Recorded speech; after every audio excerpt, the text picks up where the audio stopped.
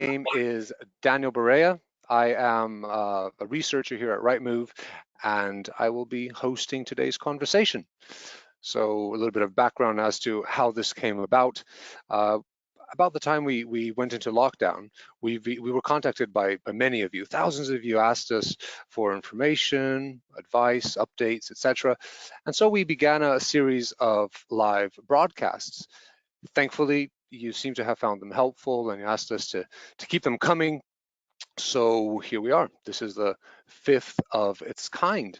And since a large section of our lovely Rightmove audience is made of first-time buyers, we thought we'd hold this session specifically for you. And there are many of you on the line, lots of questions coming in, which is great. So I'm looking forward to today. And to help answer all of these questions, I will be bringing in two experts.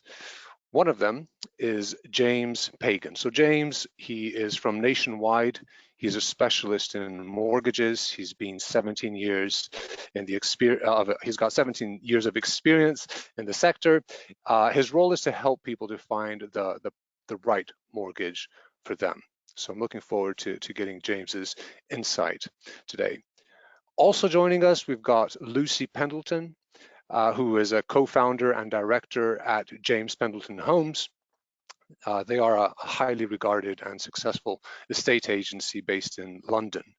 So they're very well known for their excellent customer service, and Lucy is very active in providing guidance and advice on their website and in her local community. She's actually been very highly in demand recently on BBC News and the radio and all that, so we're quite privileged to have her on here with us today.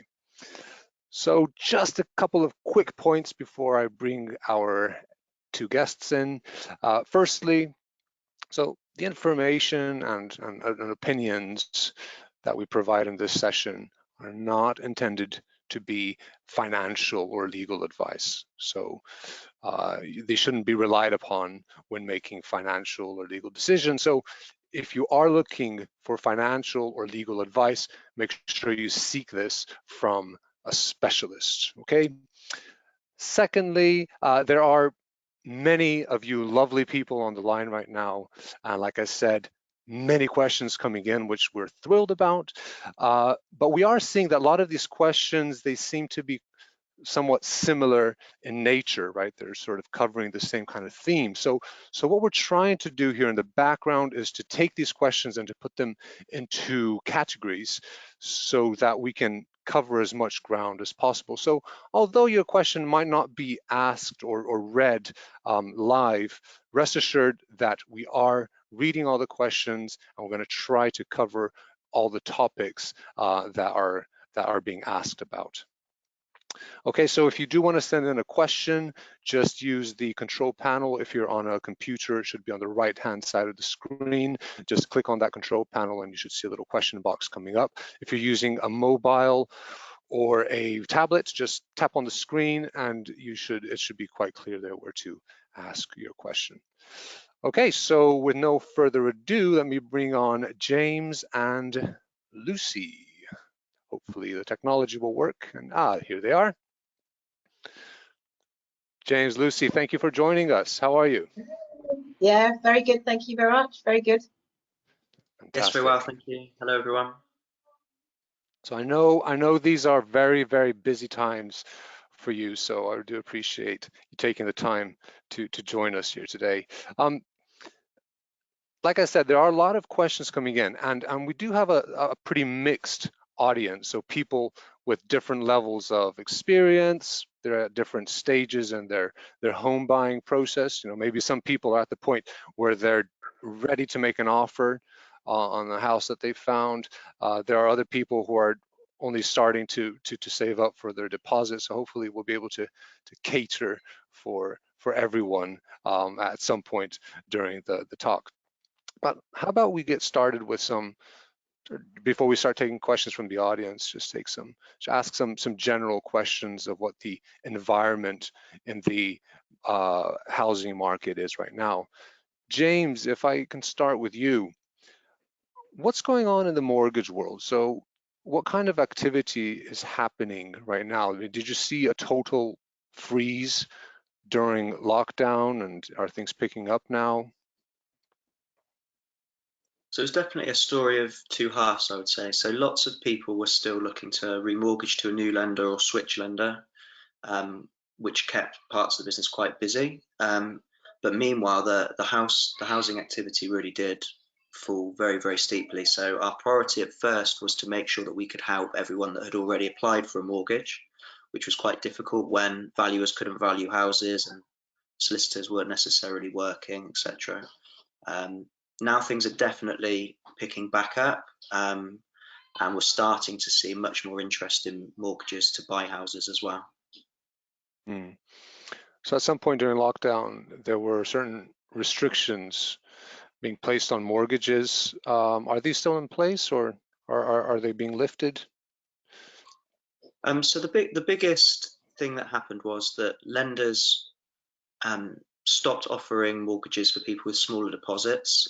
So some lenders went as far as saying people needed a deposit of say 40%. Many lenders are now coming back into the market, and you can now get a mortgage with a deposit of something like 10 to 15% in general. So not fully back to normal where a 5% deposit was fine, but definitely signs that there is more supply in there. Well, we've got a load of questions around mortgages and affordability, so I'll be picking your brain a little bit later, James. Lucy, what's happening in the world of estate agency? So last week, a lot of these some of these restrictions were lifted. So to what extent are you operating now? Are things pretty much back to normal? Are they picking up? What's it looking like? Again, it's a story of two halves as well. So in terms of what we're doing as a company, we haven't brought the entire team back into the offices, and we haven't opened all of the offices. We're working within the government guidelines for safety. We're doing risk assessments, etc., within the offices. So we brought a small team back. Throughout the course of lockdown, we had a team who were working from home, and they were contacting all of the inquiries that were coming through the portals and direct to James Pendleton. There's definitely been a spike since the lockdown was eased and the government announced that we were able to conduct viewings, physical viewings, as opposed to just virtual viewings. So there's been a tremendous spike over the last 7 days, 8 days now, since allowing us to gradually come back into what's normal, what new normal is. Obviously, there's still lots of guidelines and procedures that we need to follow to ensure safety for everybody, and that goes from our own team to our clients and our customers, people in occupational properties and tenancies. So there's a lot to juggle, but we're getting through, and much like we have done for the last 2 months, everyone's adapting. So we're trying to get things moving again, and yeah, it's busy. It's very busy. So you've seen a little spike in activity as soon once that those restrictions were partially lifted. And what about in other aspects of that whole buying process? So other parties like surveyors and solicitors, are they operating pretty much as back to normal? I mean, let me put it this way: if someone wants to make an offer on a property, can they do that normally now? And what's that looking like? Yeah, I mean, obviously the viewing experience is very different to where we were or ever have been. But once, as James said, the surveyors are starting to come back out into the field now, so they're able to conduct their mortgage valuations. Throughout lockdown, there were a number of solicitors who were working from home, or some had been furloughed. So it was quite difficult to get hold of solicitors during that time. Working from home is never easy when you're running with one phone line. So gradually we're seeing that the activity beyond the viewing experience and the offer experience is being able to kind of start moving. And yeah, exactly that. In the last week, we've seen transactions which have been paused are starting to move again, and we can start discussing sensible timeframes for exchange and completion and actually moving. Okay.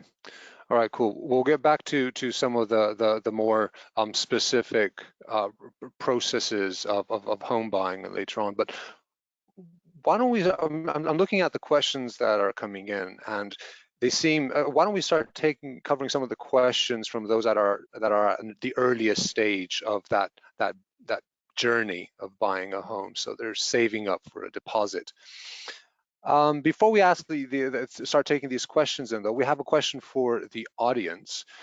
We'd like to ask you, just so we can get a gauge of who we're talking to here. So your screen should be turning blue in a minute, and what the question that we want to ask you is, what percentage are you aiming to save up as a deposit? Are you looking to go for a 5%, saving up for 10%, 15%, or 20% or more? So feel free to click on whichever best applies to you. You can see that a lot of you are awake and active and lots of votes coming in, which is fantastic. So, okay, so I'll leave this on for another couple of seconds, and then I'll quickly collate the results, and I'll share that with everyone. Let's have a look. Okay, there we go. Okay, so, all right, you guys can tell me if you think that this is pretty much what you would have expected. So 24% of people were hoping to save up for a 5% deposit. The biggest chunk of people, that's 47%, are saving up for 10%, and then 14% for 15%, and 16% are saving up for 20% or more. James, is that roughly what you would have expected to see? Yeah, absolutely. Yeah, that's a very familiar split. In mortgage land, of course, we tend to flip the percentage deposit, and we talk about loan to value for the price you pay. So 90% loan to value mortgages tend to be a bit cheaper than the 95%. So people often aim for around a 10% deposit. Clearly, if you can save more for every bit you can put in extra, the more you'll save in terms of the price of the mortgage. I think probably at this point is where we could ask one of the questions, one of the most popular questions, which is, and you did partially answer this earlier on, in which you said that more mortgage, a lot of banks and building societies are offering now. They've gone back to offering 90 or 85% mortgages. Are there, to your knowledge, are there any banks offering 95% mortgages? Some will be. So we're trying to protect existing members at Nationwide with some of that. Most lenders aren't at the moment, but it doesn't mean they won't do it. Obviously, that all depends on how the market evolves over the next few months.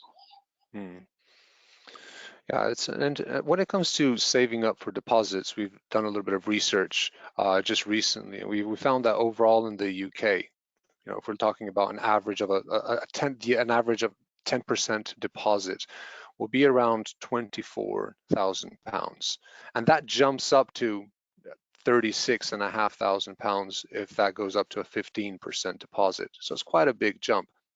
These are averages, of course, and there are huge variations across in the country. I mean, the average in London is like 47,000, and then there are parts of country where the average would be as low as 9,000. But in any case, I'm sure most first-time buyers will be working really hard to save up for that. So, James, what are some of the best options for those who are saving up now? What should they be thinking about? How can they make savings work harder for them? Well, so the key thing is to try and save, work out what you can save, etc. One good idea is always to review your unsecured borrowings. So often you'll pay a higher interest rate on those unsecured borrowings, which means that you actually have to pay them each month as well, and that they will affect how much you can borrow on the mortgage. So before you start saving, ask whether you've got debts that you might need to pay off first. So that will help you in the long run. After that, really the key is to save. There are a couple of schemes which help on top of that. The one that new first-time buyers can go into is called the Lifetime ISA scheme, where the government will give a 25% bonus for what is saved. There was another scheme called the Help to Buy ISA, which did similar, but it's now closed to new openings. And really, the key is to work out the type of house you want, the type of mortgage you can get to based on your income, which is an early assessment really. And then once you've worked out how much you need, you then need to set that plan to say, right, I need to save this much, preferably in this time, therefore this is the kind of amount I save. Bonuses help, but fundamentally it's about saving the money you need to, or sometimes for those that are lucky enough, the bank of mum and dad or another source. Yeah, you mentioned a scheme to Help to Buy. Lucy, for those who are maybe just being introduced to the idea now, could you give us a brief kind of summary of what Help to Buy is, how it works, and who qualifies for it? Yeah, certainly. So firstly, my advice to anyone who's thinking about Help to Buy is the information is readily available on many websites, and there's a lot of blogs as well that you can go to.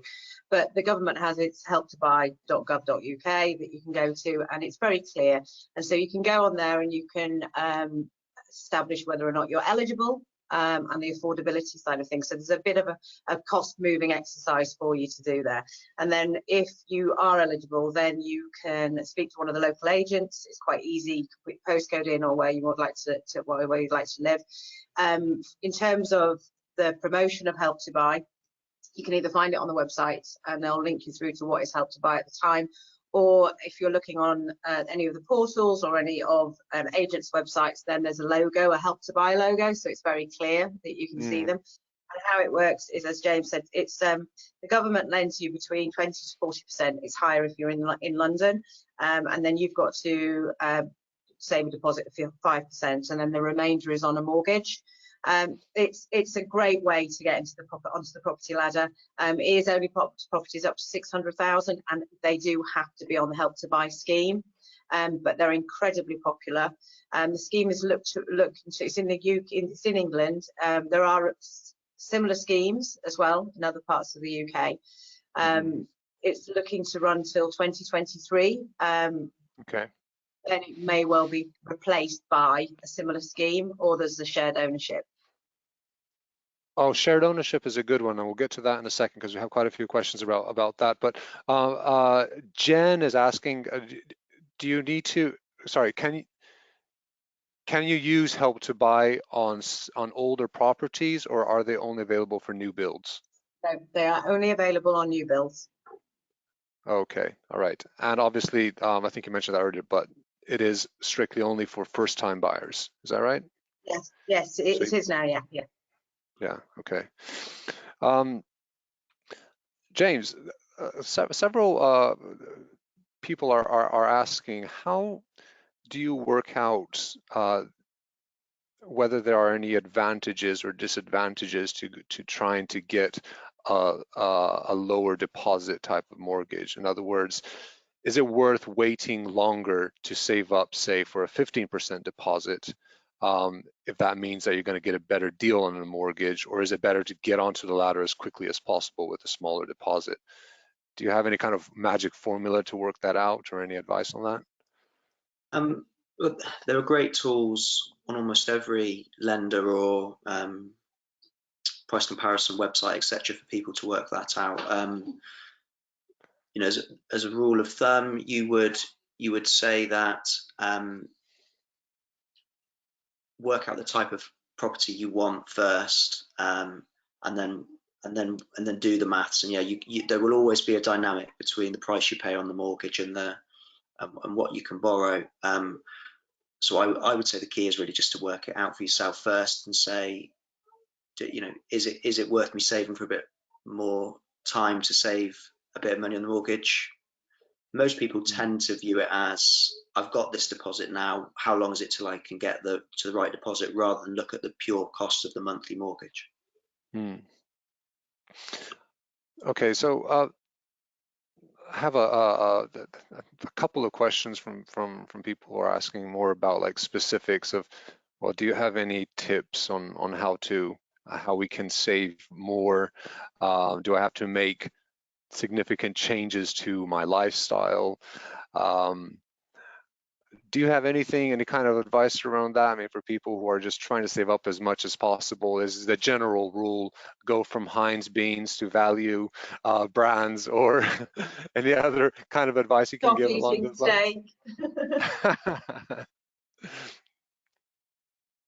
steak. No, it's purely about personal choice. You can only make those choices for yourself.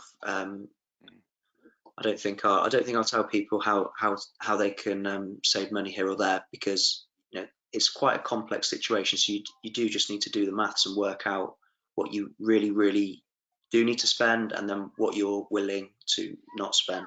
And as I said before, think about your unsecured debt, think about the broader costs in your life, and then reach a sensible balance that works for you. Okay, cool.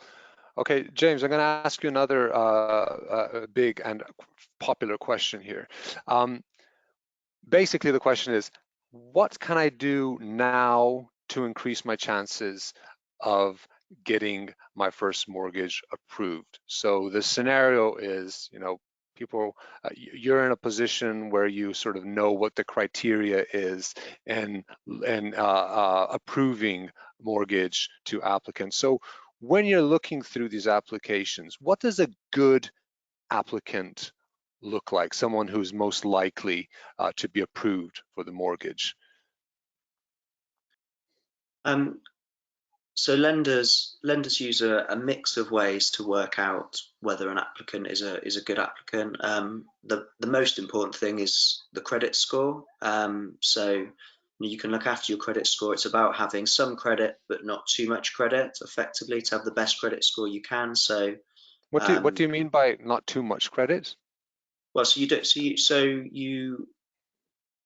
as I said earlier, really having large unsecured debts, that genuinely does reduce your chances of being accepted for a mortgage. So it's best to consider which of those you can trim down. But at the same time, it's not about having no credit necessarily. If you can demonstrate that you've got a good track record in managing a credit card, paying for a car, etc., that those are all actually healthy things that you shouldn't be scared of at all. The deposit size also will help you get accepted for a mortgage. The more deposit you have, that does help in terms of the consideration of the lender's risk as well. And then beyond that, no, I'd say those are probably the two top things. Lucy, for those who are preparing now to buy their home fairly soon, and in the same way, that they would want to make themselves attractive to the bank so that they can get their mortgage approved. You as an estate agent, I imagine you're probably often in a situation in which more than one person makes an offer to one of the properties that you're selling, and then it's your job to kind of look at those applicants and then see which one you're going to recommend to the seller. So what is your criteria there? What's like a hot applicant, like a good buyer that you would recommend? What are the kind of boxes that they tick? Well, when we first register an applicant, and that could have come through our own James Fennell's website or the portals, or even through our front door, we register them in keen detail. So to establish exactly firstly what their motivation is to move and what it is they're looking for. So you go through their thought process as to how we can assist. But also, don't be reluctant as a first-time buyer to ask for advice and give us all the clear information. And as James said, the first thing you need to do, the priority, is to establish, if you're looking to spend X amount of money, how are you actually going to do that? So ensuring that your finances are in a line, the ducks are in a line at the beginning is a priority. Moving forward from there, also engaging with a solicitor. Very early doors, so that you've already established again what the cost of moving exercise is going to be, what's expected of you, not just financially but in terms of your timing. So once you're kind of going out and looking at properties, it's difficult because everybody's really keen to, that's the first thing that they want to go and do. But there's so many things that as a first-time buyer you need to get ready before you go out to go and see the first properties. It's dreadful, and I see it so many times when people are keen to go out and look at something, and within the first week or couple of viewings they might find something that they absolutely fall in love with. It's perfect, it's everything they want, it's their dream home, but they haven't got all the other things ready in the background. And there's a high chance that if it's a perfect home for you, it's going to be a perfect home for somebody else. So the competition could be fierce. So having yourself match fit to present yourself as the best buyer out there is, I can't recommend it high enough. And work with your estate agent, work with the property expert that you're dealing with. You know, they've been doing this job for a very long time in some instances, me especially, and they're there to give you advice. Don't be reluctant to take it. Don't be skeptical about it. You know, this is what we do for a living. We know many partners that we can recommend. We know many mortgage brokers that we can advise, lenders. We've all come with experience. So don't be skeptical about that advice, because it is incredibly helpful. And that guidance, this is new to everybody. You do need to have your hand held.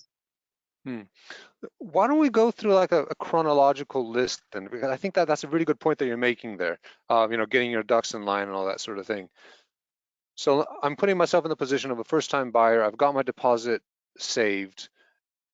Now, what exactly do I need to have in place before I make an offer on a house? So you mentioned instructing a solicitor. So at what point should that be? Should that happen? So firstly, you need to get yourself an agreement in principle from one of the lenders, and that's a certificate to show exactly what you can afford, the affordability stakes. So by rights, once you actually find the property that you want to buy, it's just a matter of filling in the address at the bottom of the application form, and you're good to go.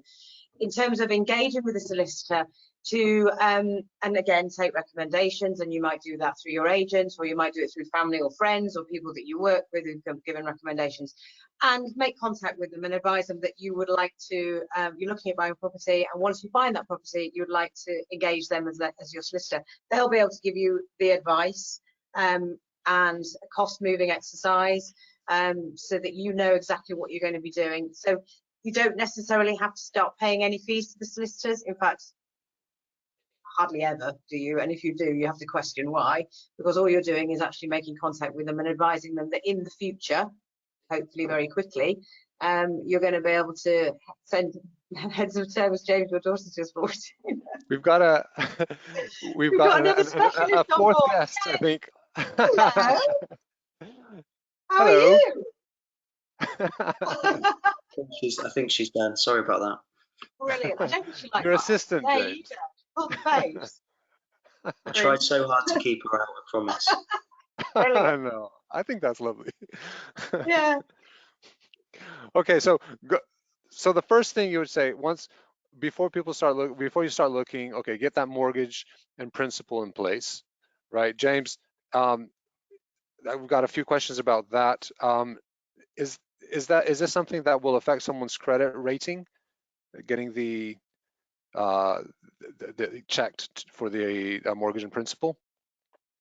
No, the vast majority of lenders now do what's called a soft credit check, which means that it doesn't leave an imprint on the file. So generally the file doesn't register the search until you actually apply for the mortgage itself. So yeah, definitely don't worry about shopping around and getting a couple of decision in principles, or some people call them acceptance in principles. It's a sensible thing to do. Okay, I have another question about mortgage and principal, but first, so after the mortgage and principal is done, then you find a solicitor to work with, and then once those two things are in place, does that pretty much mean you're ready to find your property and make an offer? That means that you've set up the journey, so you aren't, you know, when you do go out there, and there is a high probability that you could see something you like very, very quickly. So be able to present an offer through the agent to the vendor for them to consider. And you're also demonstrating that you've done everything you could possibly do to ensure that the transaction could move through quickly or at the pace that everybody wants to dictate. You don't want to be that person who's holding things up. It makes the whole transaction very far more complicated than it needs to be. And once you've set your heart on something and you found something that you want to buy, don't make this journey any more difficult than it could be already, through certain things that just happen and occur, which are of no fault of your own. So it's better to be ready. And then it does allow you, obviously, to if you're in a competitive bidding situation, what a vendor needs to see is how one buyer is different to the next and which one's better. So providing all of that information, all that transparency will help enable you to be the most attractive buyer. Yeah, and you mentioned the timelines and kind of having everything in place will help speed things up. And that reminds me that actually this is another poll we're going to ask the audience now, because it does matter, right? When the criteria of what buyer you're going to choose if you're a seller might actually have to do with how whether they're in a chain or not and how long things could take. But let me ask the audience a question. Your screens are going to go blue again in a second. How long do you believe it'll take after an offer is accepted till you actually pick up the keys to your new home? Is it 4 to 6 weeks, 6 to 10 weeks, 10 to 14 weeks, 14 to 20 weeks, or will it take more than 20 weeks? Again, just choose. Just go for whichever one you think is right. Lots of you answering the poll, which is great. Okay, so I'll just leave it there for 2 or 3 more seconds and close the results, and let's see what we get here. Okay, so the majority of people have said between 10 and 14 weeks. Smaller amount of people, 7% are very optimistic, feeling that it would take 4 to 6 weeks. 31% 6 to 10 weeks. 15% 14 to 20 weeks, and 8% 20 weeks or more. So I think the national average is actually from when an offer is accepted through to completion when you pick up the keys is about 16 weeks. But I think that it's probably fair to say, but Lucy, you might be able to correct me if I'm wrong, for first-time buyers, are they at an advantage because they're typically not in a chain? Would you say that it's typically quicker for them? Well, yes. I mean, you've got to think that there may be a chain going upwards from where they're buying, which is something that actually slows the whole process down. If it's as simple as you have a first-time buyer buying a property that's empty, or a vendor that's selling off a property that they've previously been renting out, you can turn that round from offer to picking up the keys a lot quicker. And again, that is also dependent on making sure that you've got your mortgage in place and you've spoken to your solicitors, etc., etc. But one thing that we do at Jones Pendleton is to right at the very beginning, at the point of an offer, is already have a very open discussion with all parties about hopeful dates that people intend to work towards. It's so helpful, and you can actually even agree those dates before the whole transaction starts to pick up pace. And I think working around that, and that way, sometimes we have to work around people's holidays, although I don't know how many people are going to go in on holiday this year. Certain times in their year where it's not convenient for them to move, work commitments, childcare, schooling, etc., etc. So it's important that you have that discussion at the beginning. So once you're in the negotiations of having your offer accepted, say ideally I would like to move on X date, and then everybody can already start setting that as something in the future that they're going to be working towards. Yeah, those are good points. And James, I'm going to go back to the mortgage in principle, because I think there's quite a pertinent question here that is coming in. I have a mortgage in principle in place, but I'm now furloughed. Is that agreement still valid? The lender will expect you to be open about your current circumstances. Yeah. So obviously, if you've been furloughed and you're on full income and you expect to return to your job imminently, the chances are the lender will work that through with you. If you're on reduced income, most lenders will want to know about that and may or may not change the amount they're willing to lend based on that. Okay, so are buyers obliged to let the lender know that they're furloughed? Is that what they're supposed to do? They're certainly, yeah. Lenders certainly ask that borrowers let them know if there's a material change in their circumstances. Yeah, so it depends whether that furlough is material or not, I think. Okay, Lucy, here's one for you, and this is a big general question. I hope you have a. I hope you have a functional crystal ball there on your desk. I have, yes. Is it, in your opinion, is it a good time to buy? Should I go ahead or wait a few more months? What's your take on it? Yes. I know yes, it is. Of course it is. Of course it is. I've been asked that question so many times over the last 8 weeks, 9 weeks, 10 weeks. And actually, it's not a new question. Even before COVID-19, it's a question I've been asked hundreds of times thousands of times in my career. So my advice is, it's your own personal decision. It's down to your circumstances. If I had to go on the level of inquiries that we're currently getting, and honestly, it's a wave of activity that we're getting, then I can safely say that the motivation, the enthusiasm to get onto the property ladder, move property, it's there, and it's all down to supply and demand. And at this moment in time, there is seemingly a pretty even balance between the supply of stock and the demand.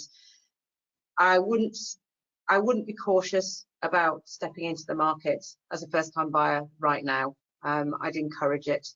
There's a great amount of stock, for one, which is something that we're not always able to announce with full confidence.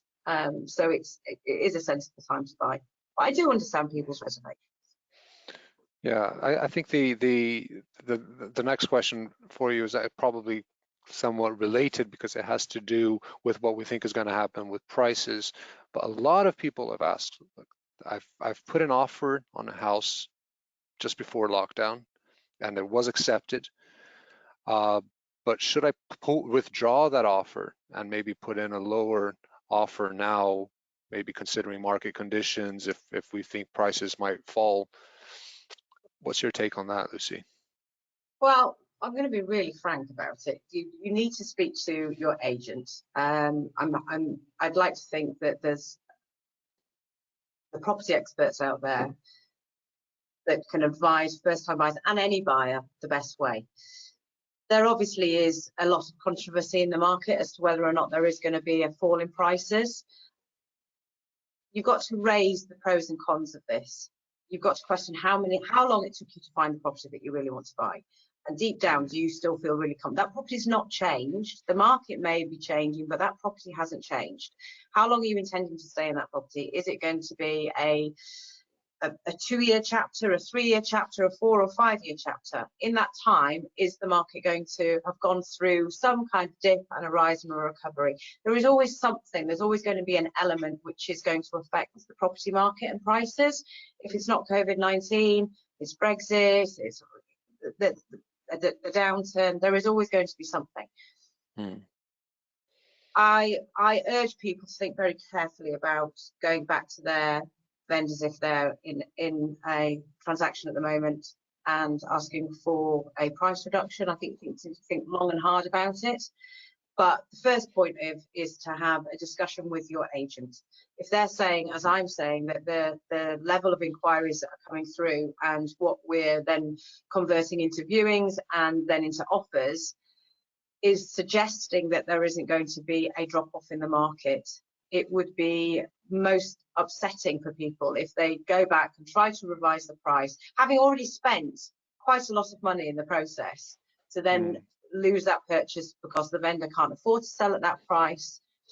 There are many conversations that are being had, and one of the things that in a chain not to be scared of is if you're going as a first-time buyer to who you're buying from and perhaps revising your price and justifying why you feel like it's a sensible conversation to be having, then the agent may be able to instigate some kind of price revision of the chain to help accommodate everybody to keep moving. But it's all about communication. Interestingly, we've had a mixed bag over the course of the last, especially the last 10 days, of people who have no intention or desire to revise the price which they agreed pre-COVID. We've had some conversations that we've had, some sticky conversations that we've had, which have come out with great conclusions and are moving forward. We've had some other ones which haven't had some great conclusions, and those properties have gone back to the market. Evidence of that is we had agreed a property at £725,000 just before the lockdown. The buyer came back to see the property after lockdown and decided that it was going to be too small for them. They're going to be working from home a lot more now. They work for one of the big banks, so they need to have a slightly bigger place. So they pulled out, and we sold that property again within 24 hours at higher than the original price. So there's very different stories out there for many properties. Seem to have lost somebody. Hello, Daniel, we've lost you. Okay, so whilst Daniel is reconnecting on his side, I'm going to throw into some quick fire questions, if that's okay, because we've had quite a few come in. So are you both primed and ready? Yeah. Ready. Absolutely. Okay, so first question I'm going to ask is going to be to you, James, if that's okay. So it says, I'm a freelancer. I don't have a set income every month. Some months I get paid more, some months I get paid less. Is there anything I can do to make my mortgage application easier? It starts to get quite technical because you need to know how the freelancer pays tax effectively. So if you have if you're self-employed or you're freelancing to a company, then it's all about really looking at a couple of years worth of that company or sole trader's accounts. If you're actually in like a full-time employment type thing, work through PAYE, really you just have, again, it's about demonstrating that income is sustainable over a period. So different lenders will treat it in a different way. It tends to be easier if you just have a set of accounts to demonstrate that, but yeah, just make sure that you have a stable income as you can for long enough to demonstrate that you can sustain that mortgage going forward. Perfect. So clean and tidy accounts and being able to demonstrate a set range that you're going to be able to pay that mortgage back with. Next question is around fees for buying a house. So Lucy, what are the associated costs that you need to be aware of when it comes to buying your first property? Well, so there's the cost of the fees to the broker, perhaps if you're going through a certain broker, which is well worth you doing because they can go out, sorry James, they can go out into the market and basically do your work for you to find the best product for you. So there will be a fee attached to that. So you've got your solicitor's fees. Now the fees attached to your solicitor, obviously the work they carry out for you, the searches, depending on where you are in the country, the cost of searches varies. You've got your stamp duty. Well, generally as a first time buyer, then you've got a concession on the stamp duty. There's also the cost of moving house and furniture. So there's in terms of costing, I generally recommend most first-time buyers to look somewhere in the region of about £3,500. Okay, so additional £3,500 to factor. Daniel, I can see you've come back in. Dan, I do apologize. I don't know what happened there. I went off the radar for a couple of minutes. I'm very sorry. Hopefully I'm back now. We were just going through some quick fire questions. We are coming close to the end of time, so we'll probably have time to ask a few more questions for Lucy and James, but I'll let you wrap up those now that you're back. Okay, thank you very much, Jason. You may have already asked the question, but I know that one of the very popular ones is will being on universal credit due to COVID and my part or furloughed affect our chances of getting a mortgage, James? It will vary lender to lender, but yes, generally it probably will. So you need to probably do your maths and work out if it's changed your circumstances or not. It's really the only thing I can say on it at the moment. Yeah. I was really we were really onto something just as I got cut off. I was interested on you know, the advice that Lucy was giving about, you know, maybe for buyers thinking of coming in with a lower offer. Hopefully you were able to summarize the conclusion there while I was gone. There are a few questions here about, I was going to ask you, James, if someone does renegotiate an offer for any reason and that renegotiation is successful, is a mortgage offer that they have in place still valid, or do they have to redo that? Normally you would redo the offer, yes. So it's not, if nothing else has changed, it's not a problem. But yeah, if you look to change the mortgage, then yeah, the lender will generally review that. Of course, if the price is coming down, in theory, that is helpful. Okay, I'm getting quite a few questions about, and we did talk about surveyors. Hopefully we'll be able to at least cover that briefly. Lucy, are they necessary? Are they worth the money? What are your views? If you are getting a mortgage, then there'll be a mortgage valuation survey anyway, and that could either be where a surveyor goes to the property to inspect it, or in some occasions they may do what's called a desktop valuation, but they are pretty rare. And the only reason why they probably do a desktop valuation is the deposit or the loan to value allows them to do that. There are a number of lenders and surveyors who you can pay for what's called an additional survey, so a home buyer survey. So you've got 3 stages of survey. You have your mortgage valuation, which is just to establish whether or not they think the surveyor believes that it sits in the right price in the market. And then you have your building survey at the other end of the scale. The building survey is a true inspection, which can take a number of hours. The surveyor will look at the fabric of the building, the state of repair of the building, if they believe that there's any major works to be carried out, everything from the roof down to the foundations. My advice is you are spending the most money you will ever spend in your life on property. Don't scrimp on what could be an important aspect. So you could, once you're instructing the mortgage valuation, you could top up that to a home buyers, and that can be either done by the surveyor who's carrying out the mortgage valuation for you, if that's a possibility, or to instruct a home buyer's valuation independently. Based on the results that you get from the home buyers, you may be forced with a number of decisions. That may be to instruct an additional survey, a building survey, if there's found that there's any materialistic doubt issues with the building that you would like to have a little bit more clarity with, or you may decide that that purchase may not be for you because of whatever has been concluded in the survey. Yeah, I do urge people to think very carefully about when you buy a car, you generally want to know that it's got its MOT, and this is a bit of an that's a good way of putting it. Yeah, I guess they're not necessary if you're buying a new build then. Right. Less necessary. When you say when you say new build, like brand spanking new build, no, I wouldn't recommend it. You wouldn't necessarily need to do it. The mortgage valuation obviously would still have to go ahead if you weren't a cash purchaser, but on a new build, it's not necessary, especially as new builds come with should come with a guarantee, a warranty, a 10-year warranty. Okay.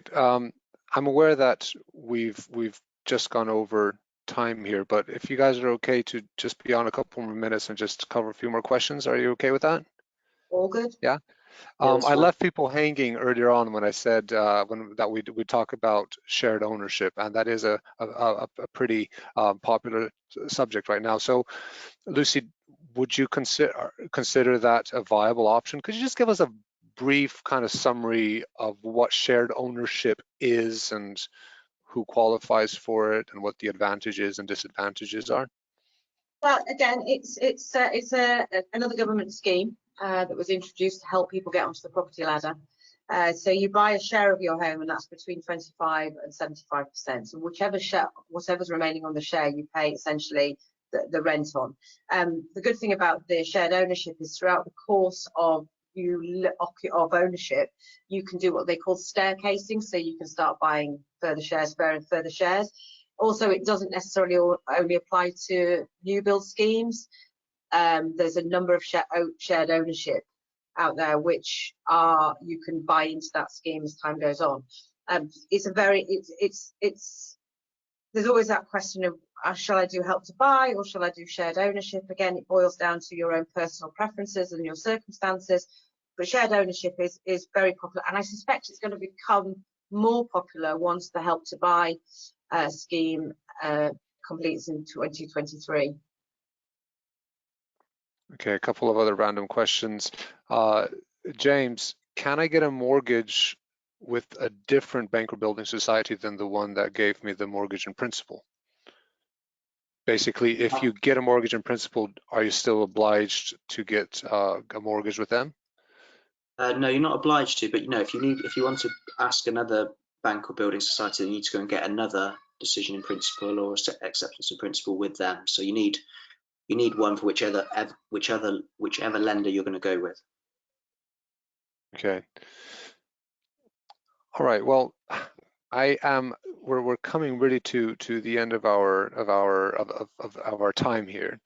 I guess I'll just ask both of you a broader question, but how long do you think it will be before it feels like we're back to normal? I'm just going to leave that hanging there. Not the fairest question of the day. No, a lot of people are asking. So when will things be normal again? There's no there's no way that we can know that. There isn't an answer for that. There isn't an answer for that. I think we're taking it day by day.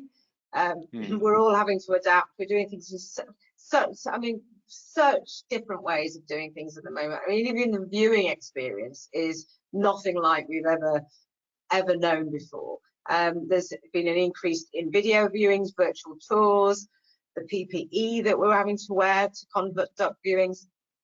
Who knows? We're led by stats. Yeah, you need a health expert on next time, I think, if you want an answer from that one. These genuinely are unprecedented times. Yeah. Yes, I have a question for you, James, about stamp duty.